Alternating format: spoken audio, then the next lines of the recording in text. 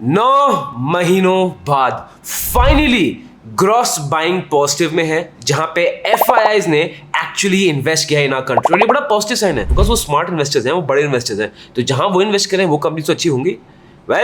आज मैं आपको बताऊंगा 5 कंपनी जिसमें एफआई स्टेक होल्डिंग बढ़ी है और minimum market capital of 5000 crore. Ready हो? चलो।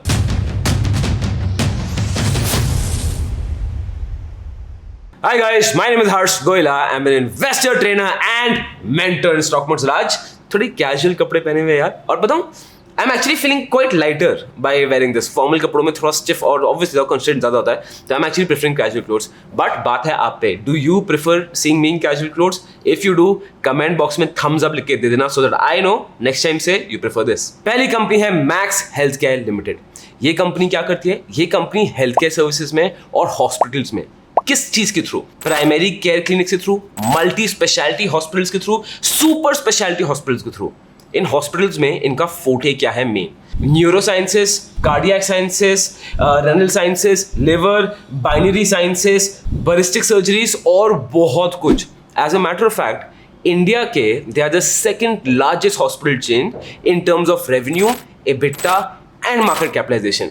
और इंडिया का ये पहला सेंटर है जहां पे 4 सर्जिकल रोबोट्स हैं of liver transplant, encore surgery, urology and. India का ये पहला सेंटर है जहां पे 4 सर्जिकल रोबोट्स हैं of liver transplant, encore surgery, urology and MAMBS।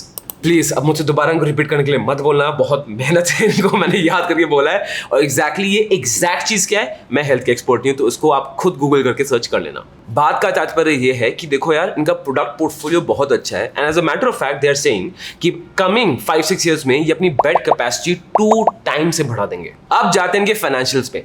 इनकी sales growth for the past 3 years is 32.5%, profit growth for the past 3 years is 3000 to 9%. It is crazy. ROE is 10.30%, ROCE is 12.20%, और उनका debt equity is only 0.15, which is actually good.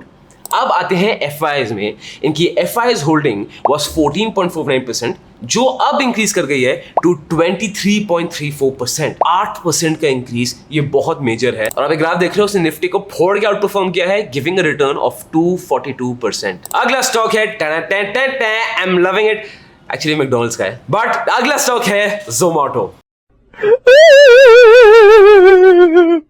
अब I know Zomato अच्छा stock fundamentally बिल्कुल भी नहीं है।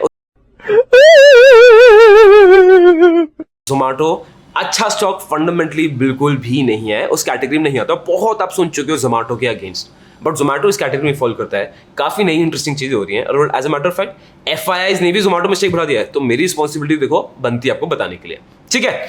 अब जोमैटो किस चीज में है? ये फूड डिलीवरी सर्विसेज में आता है। इनके लॉयल्टी प्रोग्राम्स आते हैं, फूड डिलीवरी प्रोग्राम्स होते हैं, डाइनिंग आउट सर्विस होती हैं। आपको पता है व्हाट जोमैटो डज, हम डे टू डे इसको यूज कर रहे हैं। अब जोमैटो में 2 इंटरेस्टिंग और चीजें ऐड हो रही हैं। सबसे पहले है intercity legends. What is this? ये कॉन्सेप्ट ये है that different cities, her city में ना एक लोकल फूड वेंडर होता है जो बड़ा फेमस होता है, और जब भी आप वहां जाओगे आप वहां खाना खाना पसंद करोगे। Well, Zomato is actually bringing that to your doorstep कि आप कहीं से भी उसको अपने घर पे ऑर्डर कर सकते हो। And as a matter of fact South Delhi और गुड़गांव में ये लॉन्च भी हो गया, बट स्टिल अभी बीटा फेस में भी कंप्लीटली लॉन्च नहीं हुआ है, but it definitely has a lot of promise for the future. And on top of this, इन्होंने नेचुरल लैंग्वेज सर्च अपने प्लेटफॉर्म में इंट्रोड्यूस करने वाले हैं। ये क्या होता है? मतलब उस प्लेटफॉर्म में अब आपको प्रॉपर इंग्लिश बोलने की जरूरत नहीं है। उस प्लेटफॉर्म में आप हिंदी में बोलो, अपने स्लैंग में बोलो, दिल्ली भाषा में बोलो, मुंबई भाषा में बोलो, जो भाषा बोलना है बोलो, जोमैटो का प्लेटफॉर्म आपको वो देगा जो आपको रिक्वायर्ड है। तो डेफिनेटली एक यूजर एक्सपीरियंस भी बेटर होता है। फाइनेंशियल की बात करें तो देखो, ये जब से कंपनी बनी है तब से लॉस मेकिंग कंपनी ही है, बट स्टिल फाइनेंशियल देख लेते हैं इसके। Sales growth for the past 3 years is 45.9%, profit growth for the past 3 years is 11.40%, ROE is -10.7%, ROCE is -10.6%, and debt equity 0 है। अब बात करते हैं FII स्टेक। इनका पहले FIIs का स्टेक था 9.98% और अब है 17.26%, तो 7.28% का increase in FI stake which definitely is a considerable amount. और ये है इनका ग्राफ, और ग्राफ की तो आपको स्टोरी पता ही है यार, जोमेटो ने बहुत हेवीली अंडर परफॉर्म किया। थर्ड कंपनी है रेमंड्स। एक्चुअली शायद ये नहीं, ये शायद लुई फिलिप के या आदित्य बिरला ग्रुप के है, बट रेमंड्स की हम बात कर रहे हैं। Raymonds as a matter of fact ना इंडिया का लीडिंग प्लेयर है कॉटन फैब्रिक्स में, और ओवर द काउंटर सेगमेंट में रेमंड्स इज एक्चुअली नंबर 1। अब रेमंड्स आपको पता है क्या करते हैं, they're in textiles, they're in apparels, but जो शायद आपको नहीं पता है कि रेमंड्स एफएमसीजी में है, फार्मास्यूटिकल्स में है, रियलिटी में है, इंजीनियरिंग में भी है, तो काफी डाइवर्सिफाइड स्पेस है। As a matter of fact company का पिछले 10 सालों में ये मोस्ट प्रॉफिटेबल क्वार्टर रहा है, एंड बोल रहे हैं कि आने वाले 3 सालों में ना ये अपना डेट भी खत्म कर देंगे। जाते हैं इनके फाइनेंशियल्स पे। इनकी sales growth for the past 3 years is minus 2.09%. Profit growth for the past 3 years is 28.3%. ROE is 16.20%. ROCE is 13.20%. And debt equity is 0.99. पहले इनकी FI होल्डिंग थी 10.21% और अब है 14.18%.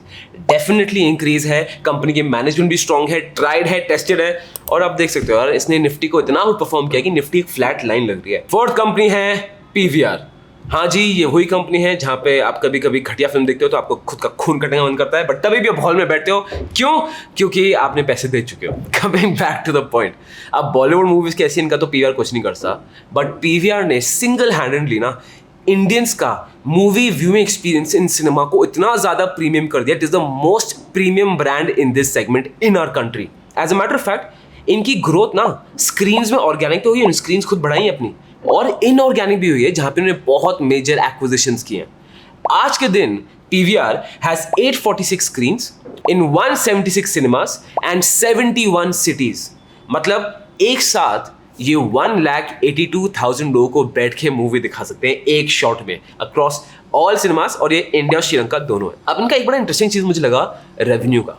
ये सिनेमास का रेवेन्यू कहां से आता है, अब मैं आपको उसका ब्रेकअप बताता हूं। 52% रेवेन्यू इनका आता है by sale of tickets, 30% revenue इनका फूड बेवरेज से आ रहा है, हाँ वहां जहां पे पॉपकॉर्न के 10 रुपए का पॉपकॉर्न के 500 रुपए लेते हैं ये।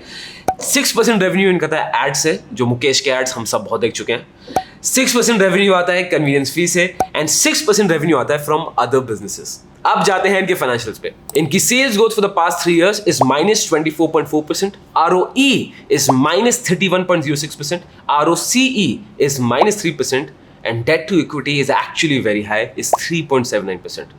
बट FIIs ने यहाँ पे स्टेक बढ़ाया यार। पहले FIIs का स्टेक था 33.31% और अब है 36.56%। As a matter of fact ये ग्राफ है, PVR ने आई वोंट से बहुत अच्छे से आउट परफॉर्म किया है, बट जैसा आप देख रहे हो निफ्टी को तो आउट परफॉर्म किया ही है। एक मिनट, अब मैं समझता हूँ कि ये वीडियोस ना कभी कभी बड़ी फैक्ट हैवी जाती है।